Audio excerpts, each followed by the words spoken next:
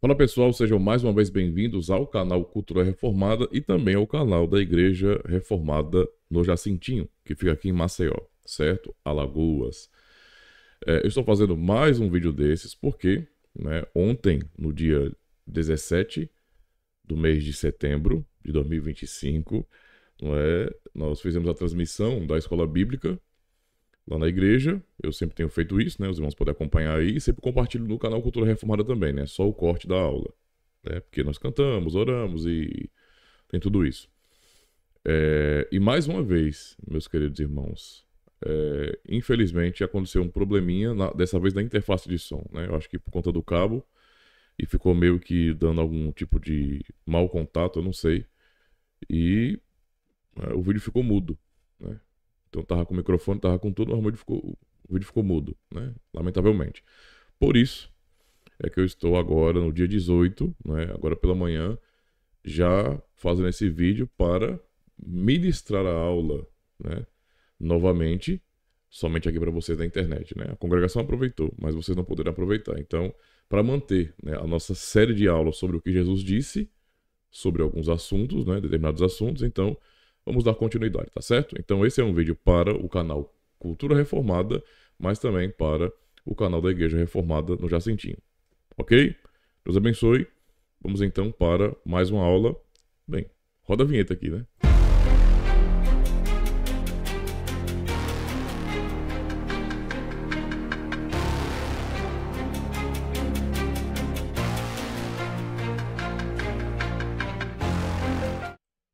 Bem, deixa eu de novo garantir que não vai dar problema. Porque eu não. Tô vendo agora que eu não liguei o cabo do notebook, né? Da fonte do notebook. Então eu vou ficar distraído, vai acabar descarregando, né? E aí vamos perder tudo. Então, para evitar isso aí, espera um pouquinho.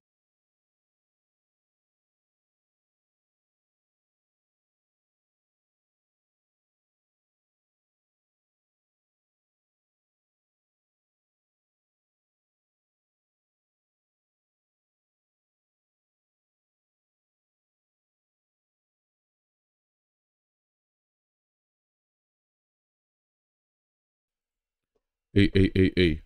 Muito bem, agora sim. Agora podemos ter nossa aula.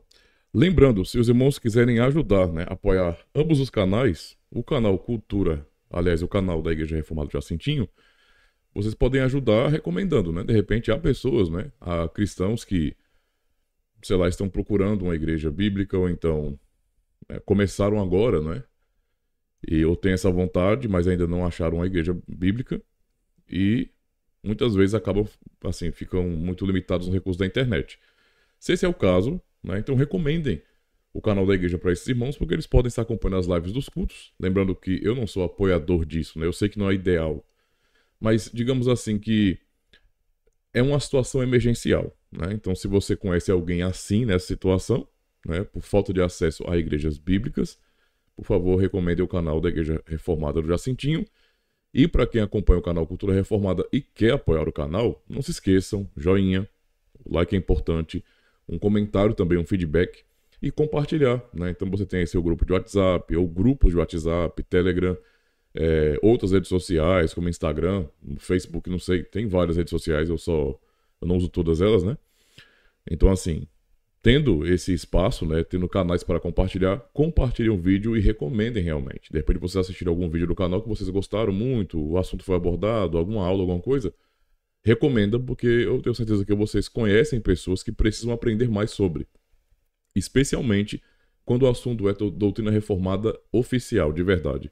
Tem aulas nas conferências reformadas aqui no canal, tá bom? E é claro, querendo ajudar de outras formas, né, como por exemplo financeiramente, todo final de vídeo aqui no canal Cultura Reformada tem a tela final com o QR Code e também com o próprio e-mail que serve ali como chave Pix, tá bom? Deus abençoe. Também vão ficar links aqui na descrição para quem quiser adquirir, algum livro, algum outro item, por meio do meu link, também ajuda de alguma maneira, certo? Então vamos lá para o assunto. Deixa eu ir para essa tela aqui, porque aí eu vou ministrar a aula, mas eu vou fazer isso passando os slides, né? Deixa eu só minimizar aqui para ficar mais fácil para mim, viu? Muito bem. Eu Eu vou ler o texto, obviamente, né? Que eu desenvolvi aqui. E vou passar os slides. Só um minutinho, tá? Tô bugando tudo aqui, viu?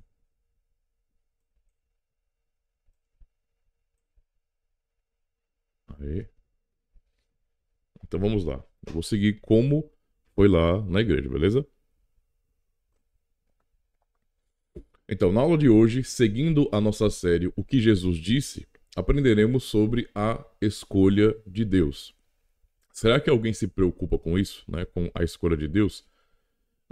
Obviamente não, né? Eu acho que não há uma preocupação sobre a escolha de Deus, tá? Não há.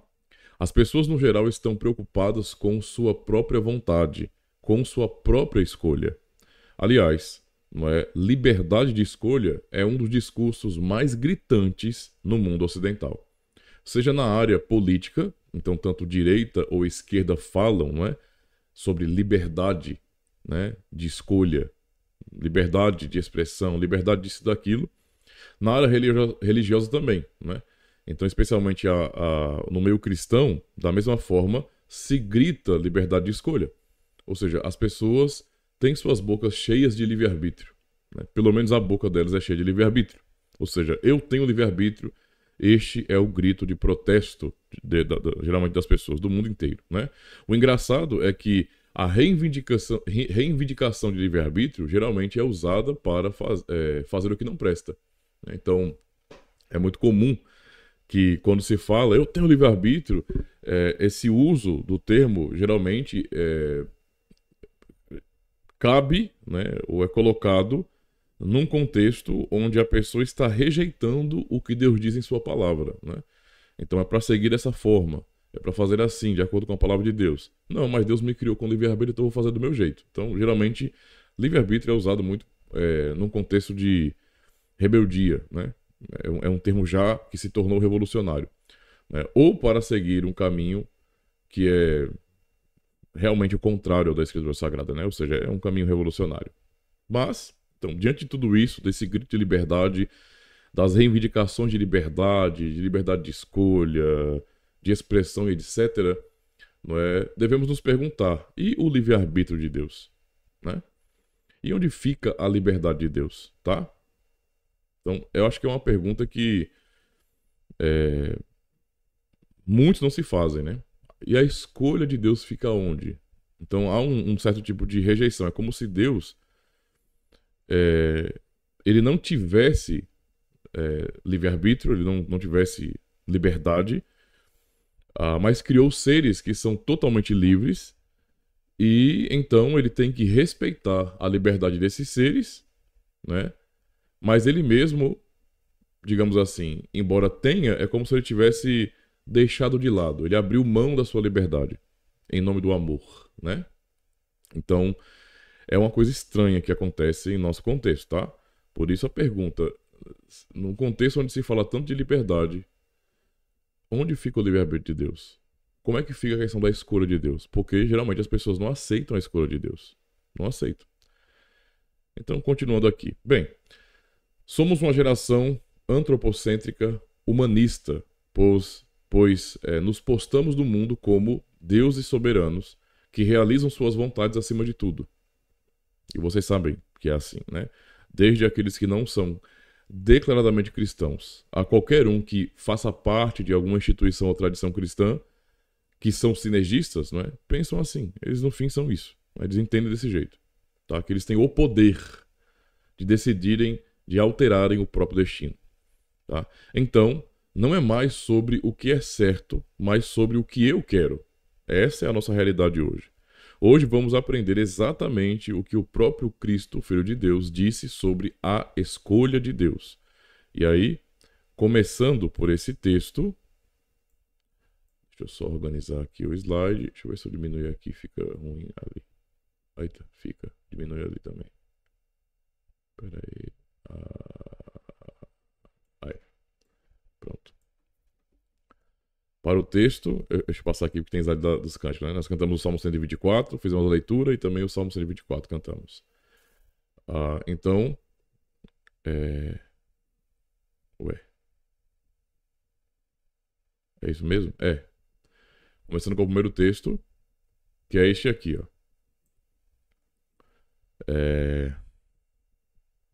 Mateus 11, 25 a 26. Então, naquele tempo, respondendo Jesus, disse: Graças te dou, ó Pai, Senhor do céu e da terra, que ocultaste essas coisas aos sábios e entendidos e as revelaste aos pequeninos.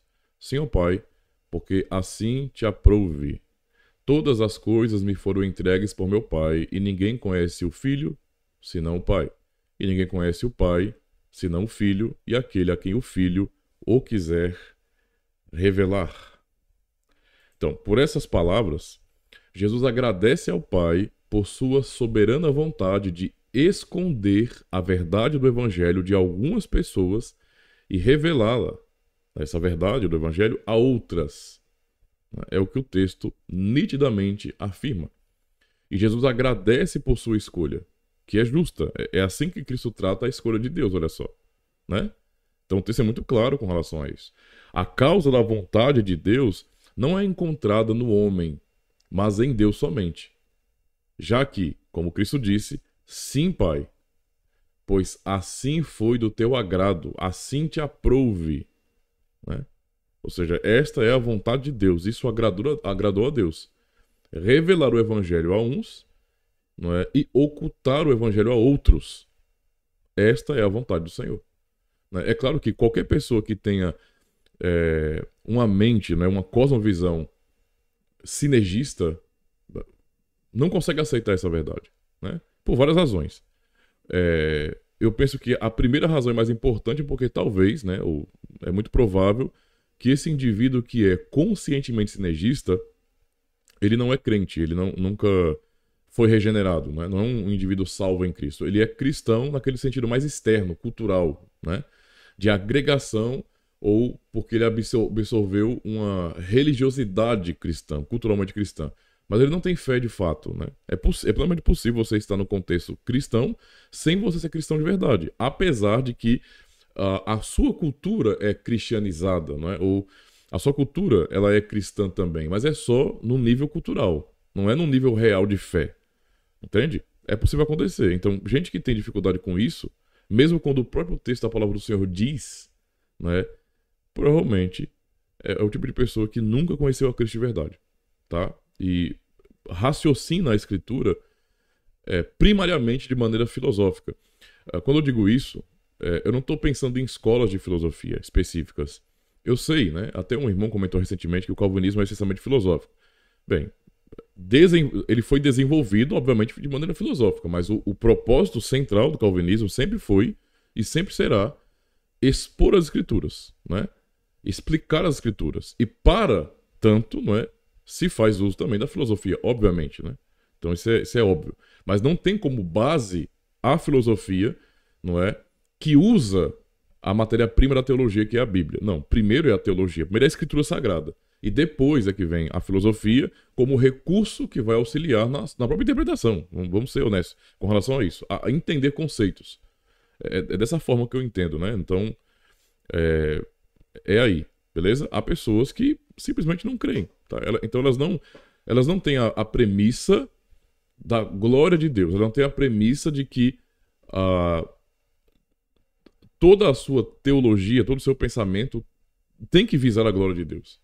Não é? E porque essa pessoa não pensa assim por ser humanista, como é comum na sociedade ocidental hoje, né? Lamentavelmente, então a maneira como ela vai pensar sempre vai enfatizar as liberdades humanas. O pensamento ocidental é revolucionário, infelizmente, tá? Não existe uma cosmovisão cristã cultivada realmente no Ocidente, infelizmente, tá? Digamos que a era de ouro do cristianismo, entendo o que eu quero dizer aqui, passou, né? Infelizmente, a cosmovisão cristã é algo reservado a indivíduos que são poucos na sociedade, mas não é o que domina a sociedade. É a visão humanista e também pagã, né? Obviamente. Então, uma coisa está ligada à outra. Então, mais uma vez, a causa da vontade de Deus não é encontrada no homem, tá? Mas em Deus somente. Como Cristo disse, sim, ó Pai, pois assim foi do teu agrado. Portanto, Jesus diz, não é? E ninguém conhece o Filho senão o Pai, e ninguém conhece o Pai senão o Filho, e aquele a quem o Filho o quiser revelar. Tá claro? Não é o que o texto da palavra do Senhor diz? Então, importante, irmãos. Então, segundo a vontade do Pai, Jesus, o Filho, faz com que alguns conheçam, não é, o Pai, revelando a eles. Então, notem bem, tá? Segundo a vontade do Pai, essa é a vontade de Deus, né? Jesus, o Filho, faz com que alguns conheçam o Pai, revelando a eles, trazendo-os cansados e sobrecarregados para junto de si. Geralmente, quando se olha para o texto de Mateus 11, a ênfase toda está a partir do verso 28. Né? Vinde a mim, todos que estão cansados e sobrecarregados. E mais uma vez, a leitura que se faz desse texto desconsidera o contexto, desconsidera a maneira de raciocinar que a própria Escritura nos dá. Né? A construção do texto bíblico, não é, pelos autores humanos, inspirados pelo o autor divino, que é o próprio Deus, nos mostra de maneira muito clara, no seu próprio contexto, quem são estes cansados e sobrecarregados que vão até Cristo, que irão até Cristo infalivelmente. Né? Tudo mostra ali. Até mesmo porque Cristo já está dizendo de maneira muito clara que aprove a Deus, que foi a vontade de Deus, revelará uns e ocultará outros. Ora, quem irá até Cristo? Quem vai até Cristo? Quem vai ouvir o chamado? Quem são aqueles cansados e oprimidos, né, que vão até Cristo para serem aliviados de suas cargas e serem salvos? Encontrar paz e descanso. Né? Aqueles a quem o Filho revelar. Né? Aqueles que receberam, não é, a revelação do Evangelho. De verdade, né? Aqueles que foram apresentados ou receberam a revelação de Deus. Os demais não. Tá? Então é o que vem do Senhor. Não é causado pelo ser humano.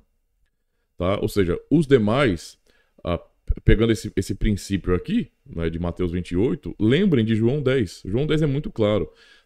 Enquanto você tem nos demais evangelhos e nas cartas falas muito mais objetivas, diretas, mas muitas vezes você tem tanto parábolas como explicações um pouco mais complexas, digamos assim.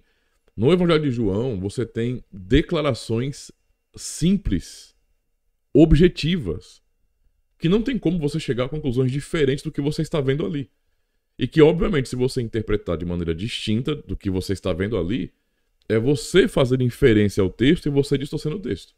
Não é? O que é grave, porque é heresia, certo? Então, por exemplo, em João 10, 27, nós vemos bem assim: as minhas ovelhas ouvem a minha voz e eu conheço-as e elas me seguem. Estes são os cansados, sobrecarregados que vão ouvir esse chamado de Cristo. Tá? Essa é a grande realidade. Os demais não são ovelhas. Então, isso é muito, muito nítido nos evangelhos. Veja, as minhas ovelhas ouvem a minha voz e eu conheço-as. E elas me seguem. Não é um tipo de obra aleatória. A vontade de Deus não foi uma coisa aberta como pensam os sinergistas, né? Cristo na missão de, no fim, tentar salvar. Não. Ele veio de maneira muito direcionada, né, objetiva. Ele sabe quem são as suas ovelhas. Todas elas. Todas as ovelhas. Tá? Espalhadas pelo mundo inteiro. Ele conhece. Certo? Os demais, então, não são ovelhas. Então, Jesus não lhes revela o Pai. Jesus só revela o Pai às suas ovelhas. Ele não revela o Pai a todas as pessoas, aqueles que não são ovelhas, mas somente as suas ovelhas. Essa é a vontade, essa é a escolha de Deus. Né? Essa é a escolha de Deus. Certo? Ele não lhes concede a fé salvadora, mas os entrega à sua incredulidade obstinada. Como diz no verso 26 agora: mas vós não credes porque não sois das minhas ovelhas, como já vos tenho dito. Então, tanto Jesus deixa muito claro que as suas ovelhas, que ele conhece, ouvem a sua voz e seguem. Aqueles que não são ovelhas, eles também não creem, porque não são ovelhas. Né? Então, não há nada além da escolha de Deus que possa convencer uma pessoa. Alguém só escolherá, né, a Cristo se Deus o Pai escolheu aquela pessoa. Então, a causa, para os irmãos entenderem, né, por exemplo, a base para você entender o porquê que uma pessoa não escolhe, não quer, não crê, é porque, em primeiro lugar, aquela pessoa não é uma ovelha de Cristo. É simples assim. Não é. Entende? Essa é a base. Né? Essa foi a escolha de Deus. Através da pregação, Jesus, por suas próprias ovelhas. Então, através da pregação, Jesus busca, aliás, por suas próprias ovelhas. Né? Vemos aqui o verso 3 de João 10. A este o porteiro abre e as ovelhas ouvem a sua voz e chama pelo nome as suas ovelhas e as traz para fora. Né? Então, essa maneira de falar, né, de Cristo aqui, bem ilustrativa, bem numa linguagem de parábola, digamos assim, está nos mostrando de maneira muito clara que o pastor, né, o pastor, e a moral da história é que ele é o pastor, então o pastor, ele conhece as suas ovelhas, conhece pelo nome as suas ovelhas e as chama, tá? Jesus ensina uma escolha soberana da parte de Deus em salvar e conceder fé a alguns homens.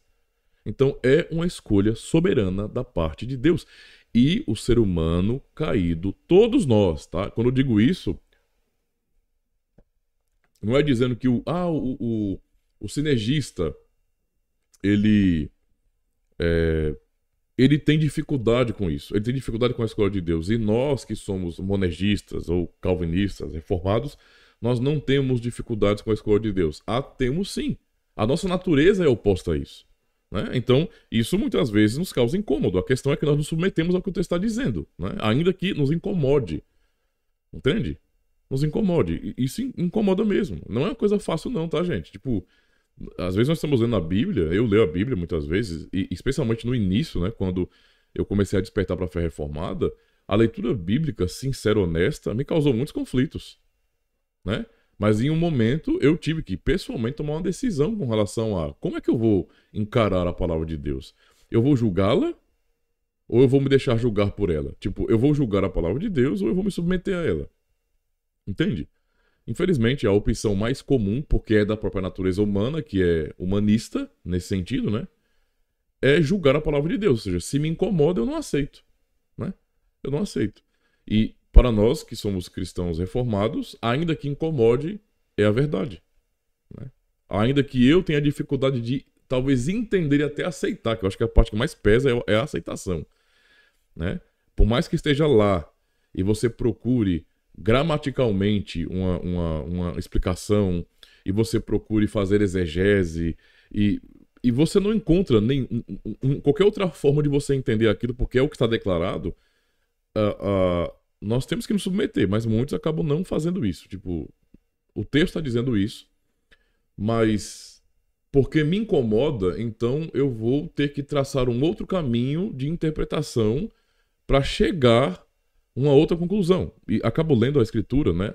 Até quando não tem, num trecho específico, um gênero literário alegórico, eu transformo aquilo numa alegoria de maneira proposital para que eu possa justificar um pensamento contrário ao que está sendo declarado ali.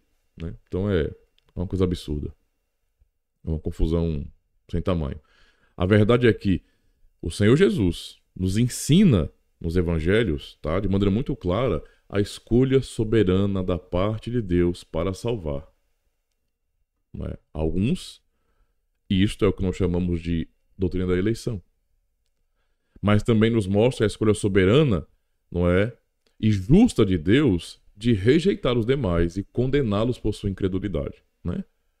Então, é claro que eu sei que tem muitos irmãos que tem essa luta, né, entre supra e infralapsarianismo, né? Digamos assim, eu sou infralapsariano, oficialmente, porque é óbvio, porque eu sou um cristão confessional, né? E as confissões que eu subscrevo, elas são infralapsarianas. No entanto, eu não tenho uma mínima dificuldade com os irmãos que são supra. Eu não acho que isso deve nos separar de jeito nenhum, né? Então, para mim, tudo isso é calvinismo ortodoxo. Mas tem gente que acha que não, mas tudo bem. Eu respeito e beleza. Com isso eu não discuto. O fato é que o Senhor Jesus nos ensina a vontade soberana de Deus, a escolha de Deus soberana, não é, na eleição de salvar, e também na reprovação de condenar.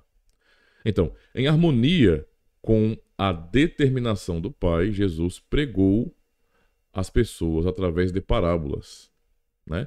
Então, quando inquirido pelos seus discípulos da razão para agir assim, ele aponta para o profeta Isaías. E vamos ler aqui o texto de Isaías 6:10, mas só para poder pensar um pouco sobre isso, né? Então, poxa, Jesus, o Verbo encarnado, o Filho de Deus, diante dos homens, anunciando a verdade. Não é muito óbvio que ele poderia ter sido muito claro? Nós lemos muitos textos, na verdade, das falas de Cristo, né, que são claríssimos, que são assim nítidos. Você lê e não tem dificuldade de interpretação, né? É uma hermenêutica declarada, tá claro ali, tá claro. Não tem como você ir para um outro caminho, é o que tá ali mesmo. Não há nada que, sei lá, que seja complexo de você entender. Mas há muitos outros textos, não é, que nos mostram a maneira como ele falou com aquelas pessoas naqueles dias, que foi uma maneira que trouxe, né, que trazia ali uma dificuldade de compreensão, né? E o que nós aprendemos aqui é que isso foi proposital, né? E os discípulos, eles percebem isso. Quer dizer, pelo menos eles vão questionar isso. Eles não percebem que foi proposital, ou percebem, mas eles perguntam, porque é uma coisa estranha. Tipo, para nós o Senhor fala de maneira tão clara, mas quando é para os outros, o Senhor fala por parábolas. Parece que o Senhor, de propósito, torna a coisa mais difícil, né? Mais complicada de entender. Então eles questionam, né? E Jesus usa justamente o texto de Isaías, né? E ele é o autorizado, ele é a própria palavra encarnada, né? Explicando e aplicando o texto que já tinha sido escrito, revelado. Então, Isaías 6:10, engorda o coração deste povo e faz-lhe pesados os ouvidos e fecha-lhe os olhos, para que ele não veja com os seus olhos e não ouça com os seus ouvidos, nem entenda com o seu coração, nem se converta e seja sarado, tá? E Jesus então explica o propósito preentendido por Deus, ou seja, ele vai fazer a aplicação disso nos evangelhos. Então, Marcos 4, e verso 11 e 12, ele fala: e ele disse-lhes, né, respondendo um pouco que ele fala por parábolas: a vós vos é dado saber os mistérios do reino de Deus, a vocês, isso é dado a vocês, mas aos que estão de fora, né, os que não fazem parte, né, os que estão de fora, todas estas coisas se dizem por parábolas, para que vendo, vejam e não percebam, e ouvindo, ouçam e não entendam, para que não se convertam e lhes sejam perdoados os pecados. Eu sei que isso é um pouco chocante se você aprendeu a vida inteira na sua congregação que a vontade do Senhor é salvar cada indivíduo indiscriminadamente. Cada indivíduo. Tá? E que no fim, se cada indivíduo não for salvo no final, é por culpa desses indivíduos. É porque eles não quiseram ser salvos. Porque a escolha deles determina tudo. E é claro, né, os que não serão salvos, eles não querem. Mas eles não só não querem, eles também não podem. E não é a pretensão, a vontade de Deus de salvá-los, porque se fosse, Deus salvaria. Então, quando você não aprende isso, muitas vezes lidar com a palavra de Deus é um pouco chocante. É uma coisa estranha, né, irmãos? Porque eu sei que é muito comum que até cristãos reformados, eles façam uma divisão bem assim, olha, para vocês entenderem, né? Que é uma divisão que eu não faço, que é essa aqui, olha. É uma divisão que vale para a época da reforma, mas não vale para hoje, para mim. Para mim não faz o menor sentido hoje, tá? Dessa forma. Por exemplo, não, é porque, assim, tem os católicos romanos e tem os evangélicos. Os evangélicos, eles conhecem a Bíblia, eles realmente, né, eles têm uma fé consciente. Não, isso já foi verdade, não é mais, acabou, morreu. Tá? Morreu. O evangelicalismo se desenvolveu não biblicamente. Né? O que moldou o evangelicalismo não foi a mesma coisa que moldou as igrejas reformadas no século XVI e XVII. Não é a mesma coisa, tá? É totalmente diferente. Tanto é que evangélico é uma coisa, para mim, de maneira muito clara, distinta, não é de reformado. Há quem não queira fazer a distinção, mas eu faço questão de fazê-la, porque para mim é muito óbvio, né? Então, assim, e por conta disso, o desenvolvimento do evangelicalismo, da cultura evangélica, cultura evangelical, eu sei que é possível fazer uma justiça, digamos assim, fazendo uma separação entre evangélico no sentido histórico, digamos, né? Porque tem igrejas evangélicas no sentido histórico, e tem as igrejas evangélicas que elas são fruto de cisões e, sei lá, trabalhos independentes, e tem muitas igrejas assim, né? Que no fim elas seguem uma linha batista, uma linha misturada entre batista e um pensamento carismático, pentecostal, etc. Tem uma confusão muito grande, né? Isso gerou muita coisa ruim. Então o fato é, essa cultura evangelical que se desenvolveu, ela não se desenvolveu tendo como base a escritura para regular tudo, né? Ela se desenvolveu a partir de todo tipo de revolução ideológica na sociedade, né? E revolução ideológica, né? Ideologias são não só políticas, mas são religiosas, né? Então tudo isso afetou, né? Então as pessoas elas não vão direto ao texto sagrado e elas são guiadas pelo próprio contexto onde elas estão. Por exemplo, existe uma confiança, parece que está todo mundo hipnotizado, né? Porque existe uma confiança cega nos líderes, nas intenções das pessoas, e pouca ênfase se dá ao próprio texto.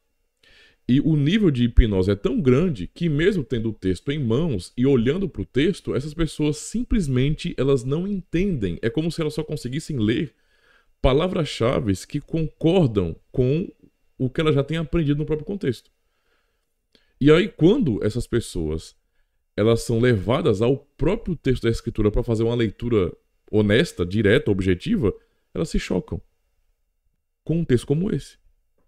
Eu já cansei. Veja, eu sou um pastor reformado. Já fui pentecostal. E é muito comum, então, que eu tenha uma facilidade de conversar com pentecostais porque eu já estive lá, né? E portanto, eu posso entender as motivações, né? O porquê penso daquele jeito, porque eu já pensei. E também sei muito bem que certas coisas, certas explicações que pretendemos dar não vão funcionar para a mente deles, né? Não vai funcionar. Não é porque são ignorantes em relação a... Não é falta de inteligência, não tem a ver com isso. Tá? É muito mais do que isso aí, não tem a ver com isso. Uma pessoa pode ser muito inteligente, muito bem formada, e mesmo assim ela ter camadas culturais, não é, na sua mente, uma cosmovisão que a impede de compreender a verdade que está clara ali, né? Ou pode ser simplesmente um indivíduo que nunca creu, não é uma pessoa salva de verdade e, portanto, não vai entender de jeito nenhum, né? Isso é óbvio. Mas essas pessoas, às vezes, elas chegam à congregação, a uma igreja reformada, essa é a experiência que eu tenho, tá? Né? E elas ficam chocadas. Por quê? Porque elas sempre passaram por esses capítulos, mas nunca viram isso. Eu, inclusive, para vocês terem uma ideia, eu já, para ajudar irmãos, né, que vêm desse contexto pentecostal e que às vezes acabam aprendendo erroneamente, né, que tudo o que não parece pentecostal, carismático, evangelical, necessariamente é catolicismo romano, né? E por conta disso, essas pessoas, elas meio que, batiza criança, catolicismo romano. Tem liturgia, catolicismo romano. Credo no culto, catolicismo romano. Catecismo, tudo. Infelizmente é assim, tá? Esse é o nível de capacidade que tem o evangelical. E por conta disso, eu, ao invés de ir direto, por exemplo, vamos para catequese, né? E catequese no catecismo mesmo, que é o que nós usamos para poder instruir as pessoas, né? Nas doutrinas, né? E assim apontar para a escritura. Então eu deixo de lado as confissões para algumas pessoas, porque elas já vêm com esse preconceito. Há pessoas que são mais abertas, elas têm uma mente um pouco mais aberta para entender, estão sedentas por conhecimento, mas há uns que vêm que tem, você nota que já tem uma certa resistência. Então a estes aí, eu primeiro, eu procuro fazer uma leitura bíblica com eles, né? Aulas onde nós vamos ler somente a Bíblia, e eu peço que eles me digam o que está escrito ali, Leiam e me digam o que está escrito aí. Sem ter uma dificuldade de expressar, de explicar. Isso já é um problema muito sério.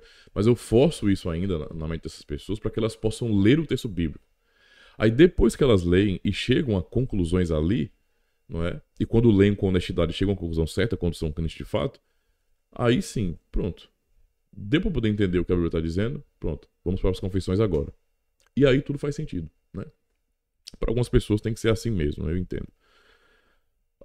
E mesmo quando a pessoa tem facilidade, eu procuro promover sempre, assim, sempre momentos de dar ênfase à própria escritura, para que a pessoa leia a escritura, o que está escrito aqui. Eu quero que as pessoas pensem, raciocinem, elas não vivam uma religiosidade inconsciente, porque é isso que acontece, tá? E para mim isso aí é insuportável. Tem que saber, você é um crente, então você tem que saber. Você tem que entender o que você crê. Né? Se é que você crê de fato. Porque senão, filho, é bagunça. Então, pessoas assim olham para um texto como esse, né? E na lógica daqueles que fazem a divisão, uma coisa são católicos romanos, outra coisa são evangélicos. A lógica é que o católico romano, ele não saiba de nada da Bíblia, ele seja um ignorante de Bíblia e que ele depende somente da tradição. Toda a prática papista. E o evangélico não. O evangélico é alguém que vai direto à Bíblia. Isso acabou, irmãos, é coisa do passado. Porque senão, se fosse verdade que o evangélico, no geral, tá? Estou generalizando aqui. O evangélico, só por ser evangélico, é alguém que tem acesso de fato, ou pelo menos entendimento bíblico de verdade, esse tipo de texto não chocaria as pessoas, nem levaria elas a criarem métodos ou formas diferentes de interpretação e até alegorias para se desviar do que o texto está dizendo. Então, o fato de não aceitarem o que claramente o texto diz, o que Cristo diz, a vontade e a escolha de Deus, é uma demonstração, uma prova cabal de que ser evangélico não significa absolutamente nada no que diz respeito a conhecimento bíblico. Isto é um mito do passado. Isso já foi, acabou. Não é a realidade de hoje. Né? Já foi. Hoje tornou-se um mito. Tá? Infelizmente. Certo? Por isso se chocam. Porque não deveriam. Mas é o que está escrito aí no texto. Jesus está usando Isaías 6 e 10 e fazendo sua própria aplicação, né? Porque ele é Deus e pode fazer isso. A palavra e a verdade é dele. Então não há contradições aqui. Tá? Mais uma vez. Qual é a razão do porquê o Senhor fala a nós de maneira tão clara, mas aos de fora, aos outros, o Senhor fala por parábolas? Porque se a ideia é conquistar todo mundo e salvar todo mundo, não é tão mais fácil ser claro com todo mundo? E o que ele responde aí? A vós vos é dado saber os mistérios do reino de Deus. Lembra lá de João 3? Ninguém pode ver o reino de Deus, né? Se não nascer de novo. Então, a vós vos é dado os mistérios, saber os mistérios do reino de Deus. Mas aos que estão de fora, todas estas coisas, ou seja, do reino, se dizem por parábolas, para que, vendo, vejam e não percebam. Essa é a razão do porquê pessoas olham para a igreja, a prática da igreja, as doutrinas da igreja, a vida da igreja, e elas veem de fato. E elas têm opiniões sobre. Mas elas não percebem de verdade. Elas não entendem de verdade. E ouvindo, ouçam e não entendam. Né? Então, veja, se ninguém pode, como Cristo disse, entrar no reino de Deus sem nascer de novo, né? Ninguém pode ver o reino de Deus, ninguém pode... Então, não pode entender, não pode ver. Se não nascer de novo, aqui ele já está dizendo de maneira muito clara que a uns isso é dado e a outros não. Tá? Então, entrar no reino de Deus, saber do reino de Deus, entender, conhecer, não depende do homem, depende da escolha de Deus. E ouvindo, ouçam e não entendam. Para quê? E o propósito é muito claro. Qual é o propósito de Jesus ter falado por parábolas? Ele diz. O propósito é que aqueles que ouviam por parábolas e, portanto, não viam nem entendiam direito, não podiam entender, o propósito é que eles não se convertam e também não sejam perdoados dos seus pecados. Isso é chocante para qualquer pessoa humanista que tenha uma cosmovisão pagã. Qualquer uma. Mas é o que a Escritura nos declara. Esta é a verdade. Deus tem uma escolha. E ele fez uma escolha. Tá? De cosmovisão pagã, humanista, ele vai sempre ficar mal com isso, não vai querer aceitar, porque ele valoriza o homem como se o homem fosse uma divindade. Como se o homem determinasse tudo. Né? É isso. Né? Então, Deus escolhe, é isso que nós aprendemos, irmãos. Deus escolhe salvar seu povo, revelar a si próprio e seu Filho Jesus Cristo a eles e infalivelmente trazê-los à fé em Cristo. Esta é a escolha de Deus. Né? Mas Deus também, segundo a sua determinação, soberanamente abandona os demais em seus próprios pecados. É a escolha de Deus não salvar um monte de pessoas. Ele envia sua palavra àqueles que podem ver e ficar sem desculpas, mas, no entanto, não podem crer ser salvos, pois não são das suas ovelhas. Tá? Esta é a vontade de Deus. É a escolha de Deus. Em harmonia com essa verdade, Jesus repetidamente fala dessa escolha de Deus e da sua própria condição como Filho de Deus. Quando está se referindo à tribulação da sua igreja e da salvação dos seus, Jesus fala acerca dos últimos dias, não é? Então, Marcos 13, vamos observar aqui. E se o Senhor não abreviasse aqueles dias, nenhuma carne se salvaria. Mas por causa dos eleitos, que ele, no caso que escolheu, abreviou aqueles dias. Né? Então, veja, se o Senhor não abreviasse aqueles dias, nenhuma carne se salvaria. Mas, por causa dos eleitos que escolheu, né, abreviou aqueles dias. Né? Ainda que o texto fale dos últimos dias, né, na linguagem de Jesus, ele também explica a eleição. Né?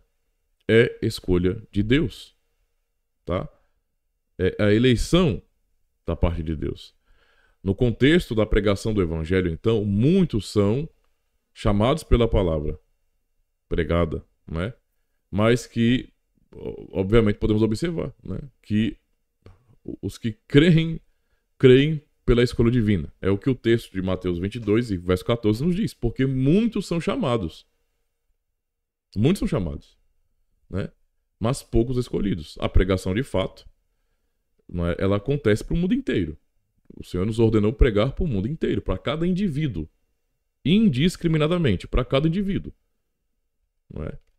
Mas os que vão, de fato, crer, os que vão ouvir o chamado de Cristo e seguir a Cristo, são suas ovelhas. São os escolhidos. Muitos são chamados, mas poucos escolhidos. Né? Essa escolha aqui inclui o chamado de Jesus aos seus discípulos. Não se tratou, contudo, de uma mera escolha de homens para um ofício, né? O de apóstolos, por exemplo. Tal explicação seria, então, muito superficial. Nós lemos em João 6,70, por exemplo, respondeu Jesus: não vos escolhi vós os 12, e um de vós é um diabo, né? Referindo-se a Judas. E aí, na sequência, né? Quer dizer, na sequência não, né? Eu inverti a ordem aqui, né? No verso anterior, o verso 69, para entendermos o contexto, né?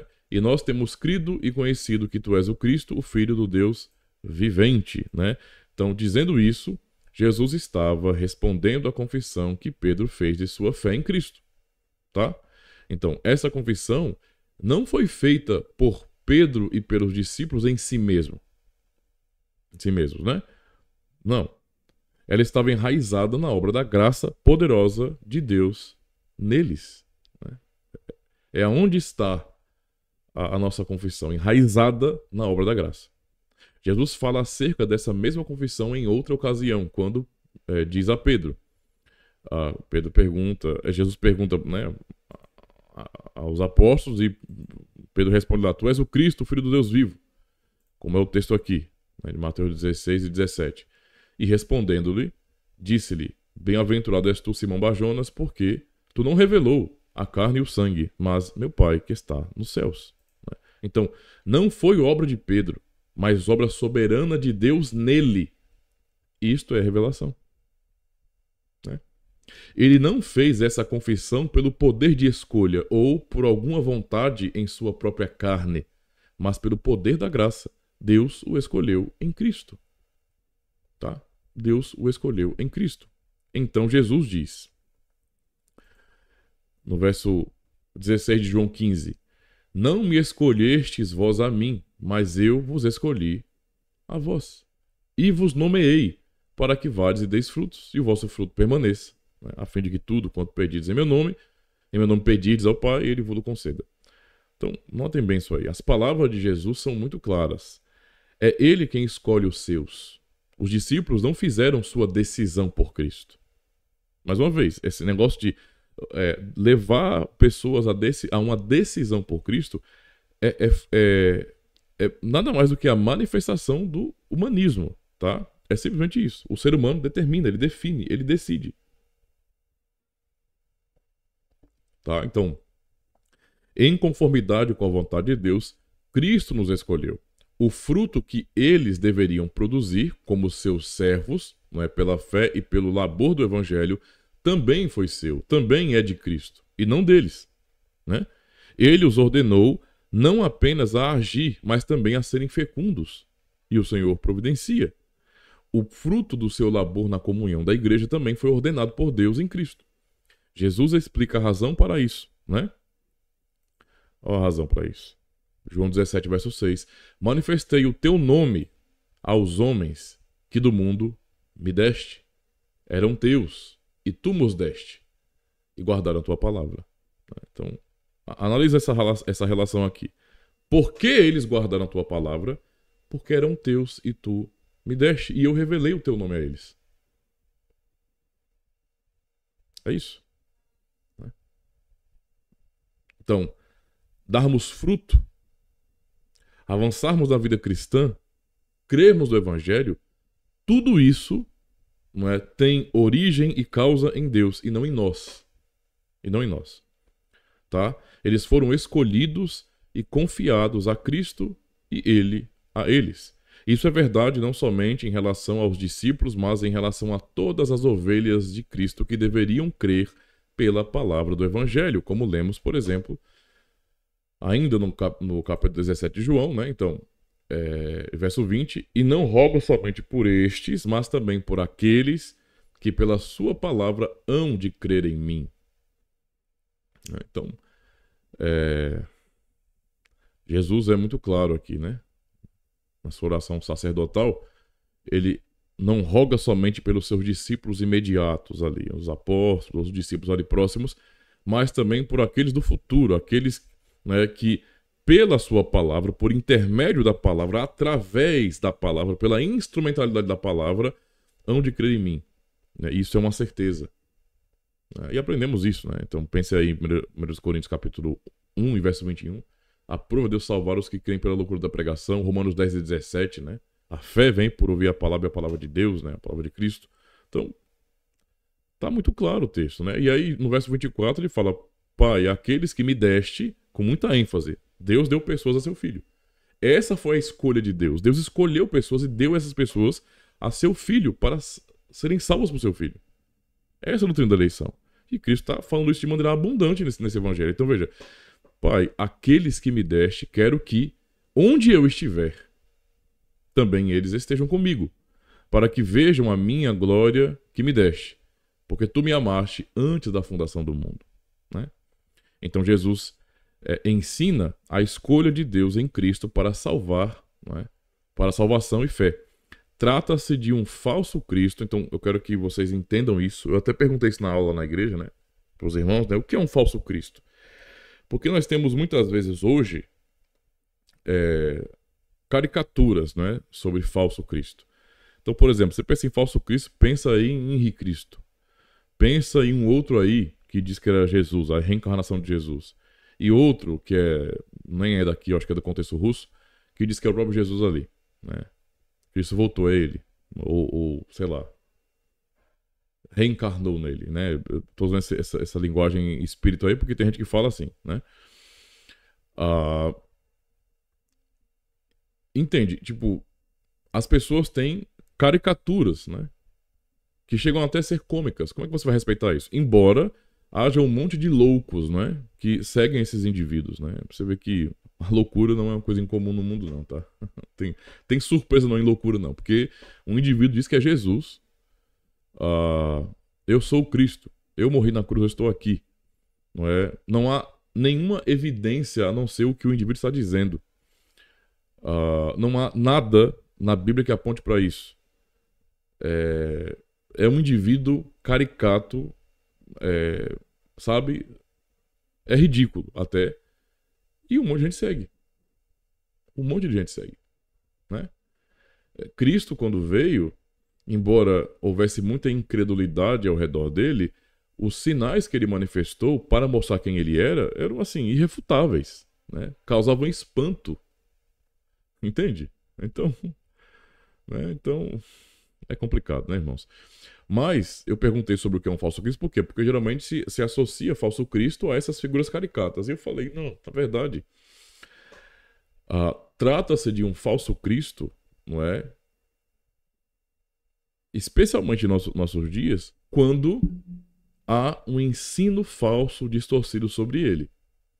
Então, toda distorção de ensino sobre Cristo é a apresentação, né, de um falso Cristo.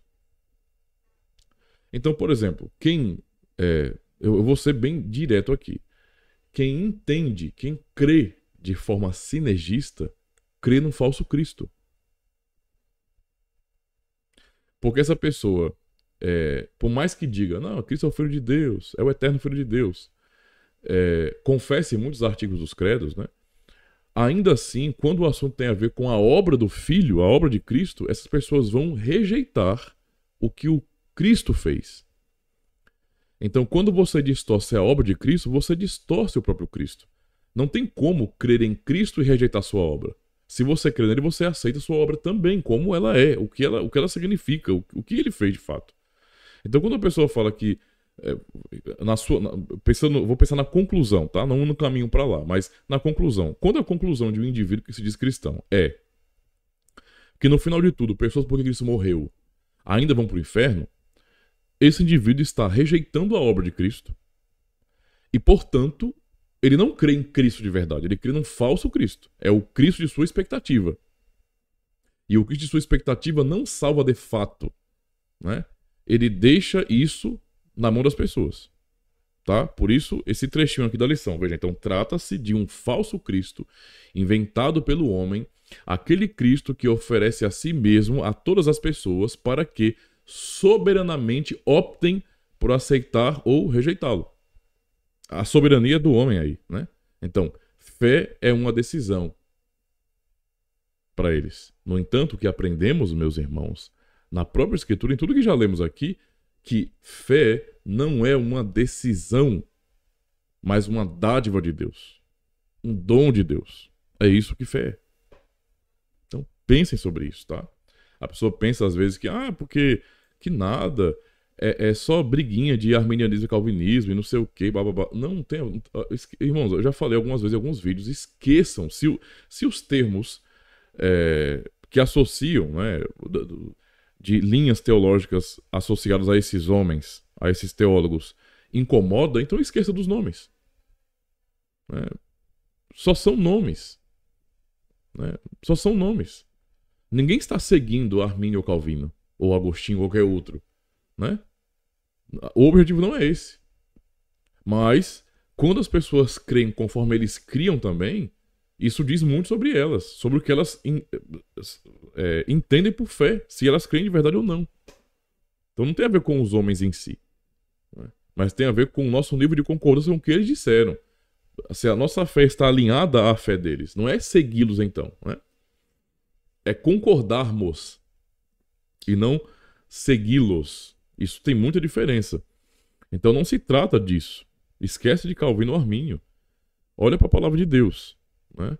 E verifica, por uma questão lógica, não é? Se uma pessoa que nega a obra do Filho de Deus perfeita, absoluta, suficiente, eficaz, de fato crê em Cristo. Como é possível alguém rejeitar o que Cristo fez, como ele fez, como é ensinado pelos apóstolos, e ainda assim crê em Cristo. Né? Eu não tenho como chegar a outra conclusão, a não ser que a pessoa que pensa de um modo diferente da doutrina apostólica, ela, na verdade, ela não crê no Cristo, Filho do Deus vivo, ela crê num falso Cristo de sua expectativa teológica. Essa é a realidade. Tá?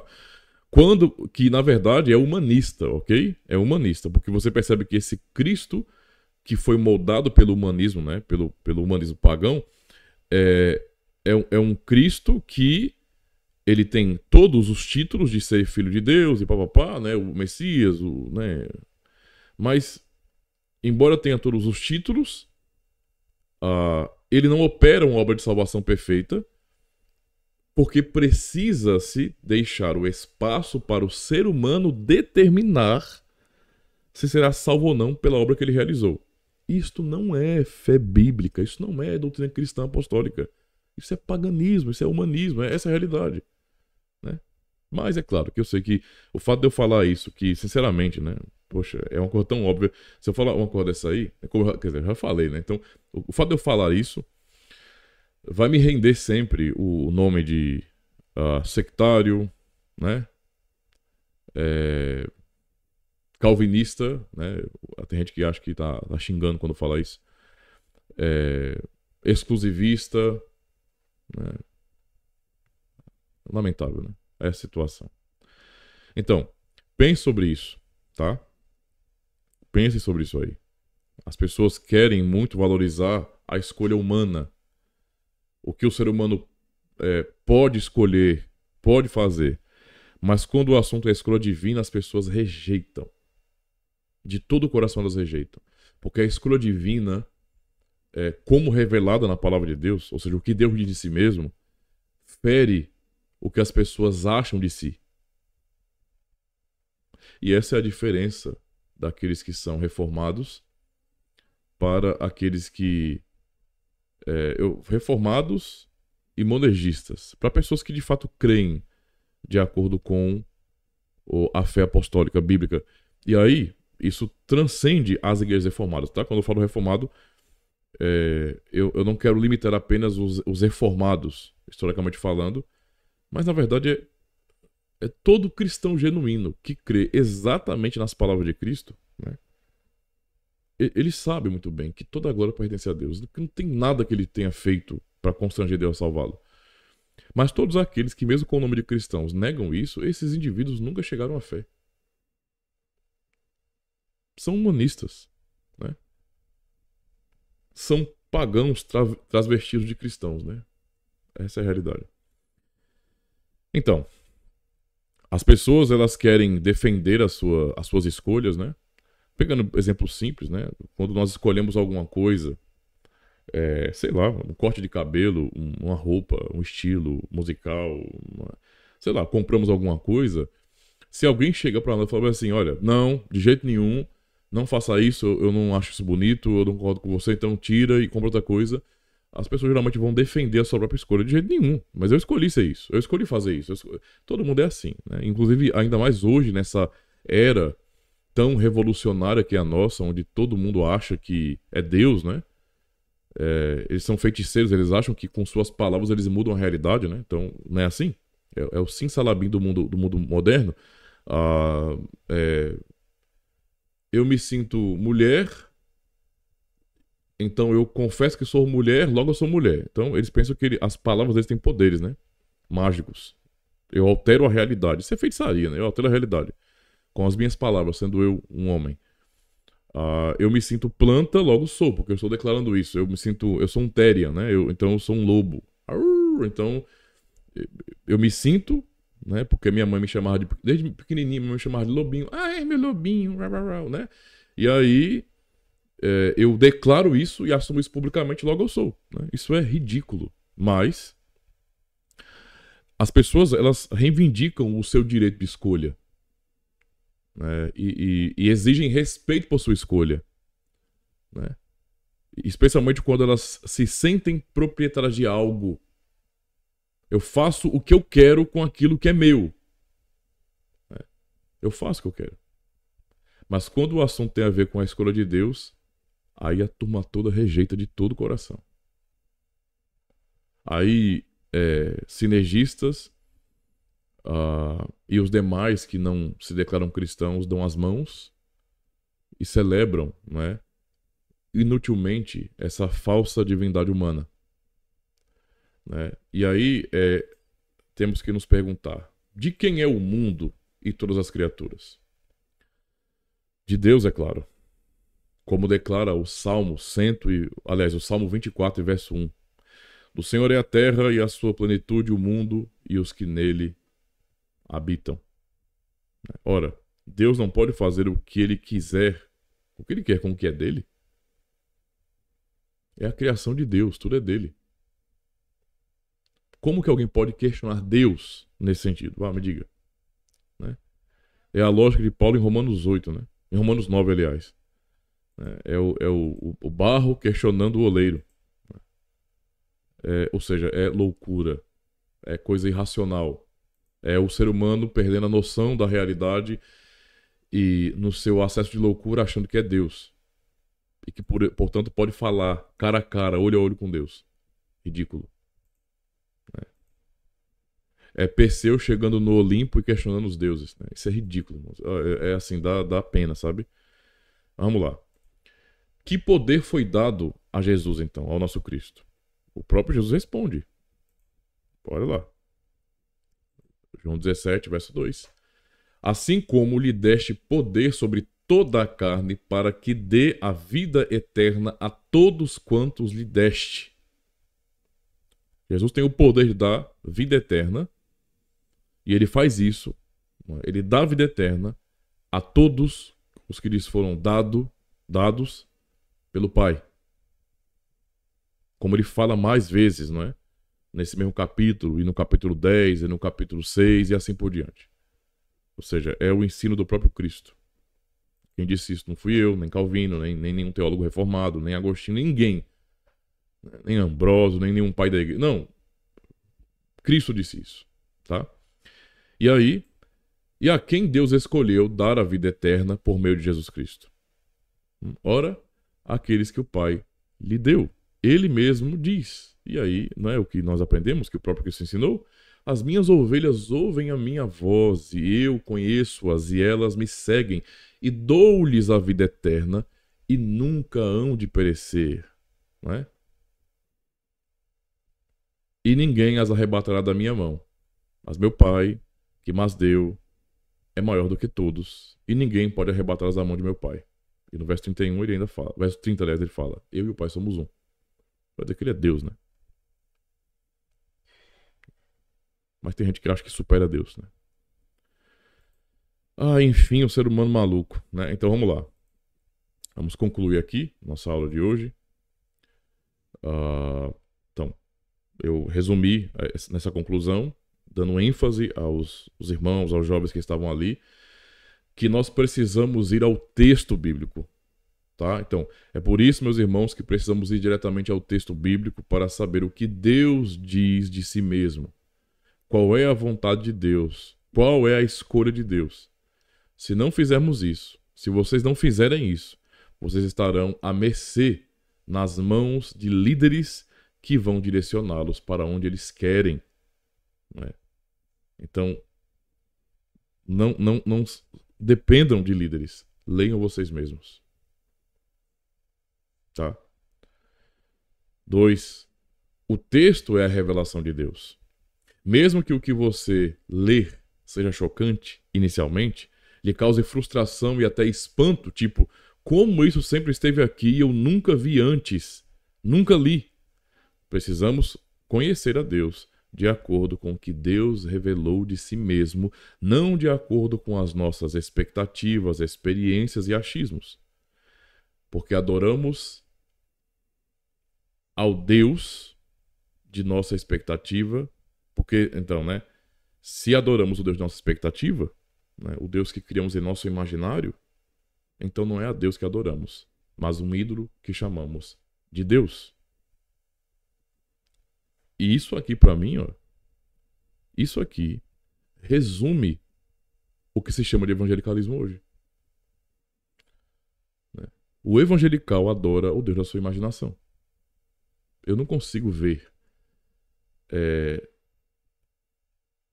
de outra forma, senão que o movimento evangelical é um movimento extremamente idólatra.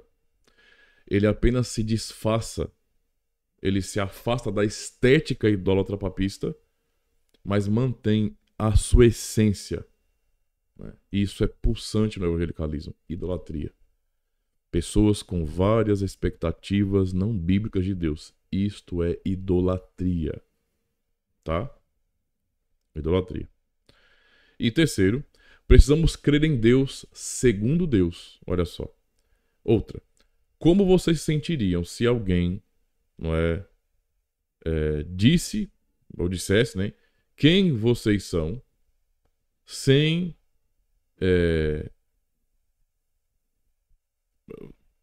vocês estarem perto, né? E as pessoas acreditassem no que disseram de você, sem ouvirem de vocês mesmos quem vocês são. Imagina, então, pensem nisso aí. Imagina como é que você se sentiria se alguém chegasse e falasse, fulano é isso e aquilo. Fora da sua presença, obviamente. E as pessoas simplesmente acreditassem no que dizem sobre você, mas nunca ouvissem você, nunca parassem para te ouvir, para ouvir o que você pode dizer de si mesmo. Como é que você se sentiria? Eu perguntaria se isso faz sentido, se isso é justo, se você aceitaria numa boa. Eu sei que não. Por isso, precisamos saber o que o próprio Cristo disse. Entendeu? Temos que conferir o que Cristo disse. Então, teologia sem Bíblia é fofoca. Entende o que eu quero dizer com isso? Pregação, ensino, tudo que se possa fazer em púlpitos, em eventos que fale sobre Deus, sem o próprio texto bíblico, é fofoca. Estamos fofocando sobre Deus, estamos falando de Deus. Coisas que as pessoas não podem confirmar. Eu tenho que ir até o próprio Deus, como? Por meio da palavra dele. Por meio daquilo que ele mesmo disse de si mesmo.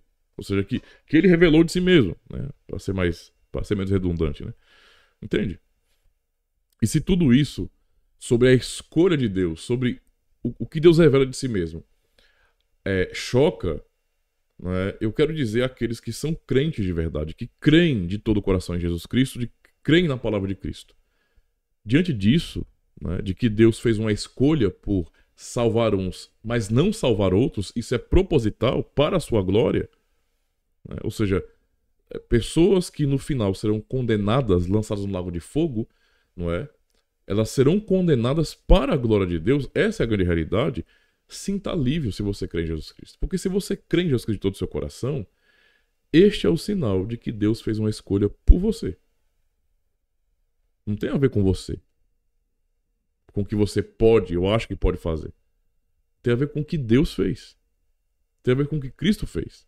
Então, se você crê em Cristo de coração, sinta alívio. Não fique reclamando e tentando entender coisas que estão além de você. Descanse. O conflito é natural no nosso coração. Nós somos pecadores mesmo. Não é fácil não aceitar certas coisas, não. Mas está revelado. Então creia no que Deus diz, independente se você vai entender bem isso ou não, ou se isso vai entrar em harmonia com o seu coração, que não vai, né? Não vai. Vai confrontar mesmo. Causará conflito no seu coração, porque você é um pecador.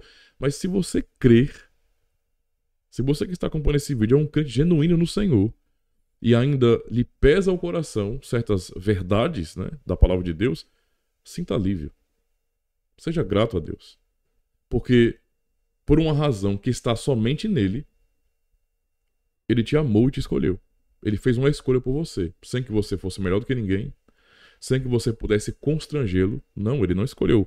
Se você crê em Cristo de verdade, ele não te escolheu para esta fé ou para salvação, né? Na verdade, para salvação, porque ele,